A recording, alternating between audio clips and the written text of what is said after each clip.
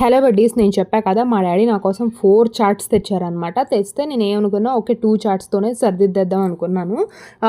ఇలా స్ట్రైట్‌గా పెట్టాననమాట. దాని తర్వాత ఏమైంది, స్ట్రైట్‌గా పెట్టింది చాలా పైకి వెళ్ళిపోయిందని ఈ 2 కూడా కిందకి దింపి ఏనుగులు అయితే వేశాననమాట. ఇది కూడా ముగ్గు, ఇది కూడా యూట్యూబ్‌లో చూసిందే అనమాట. ఇంకా సైడ్ చూసింది పింట్రెస్ట్ ముగ్గు.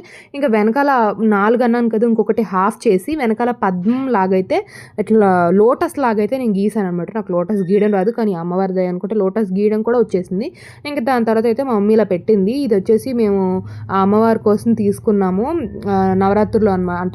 ఈ చిట్టి చిట్టి గాజులు, గవ్వలు, తామర గింజలు, పసుపు కొమ్ములు, పసుపు, కుంకుమ, డబ్బులు ఇవన్నీ కూడా పెట్టామన్నమాట. ఇంకా నేను రెడీ చేసిన కలశానికైతే మా మమ్మీ అలా దండ వేసేసింది. ఇంకా అమ్మవారిని కూడా ఫుల్గా రెడీ చేసేసాం అనమాట.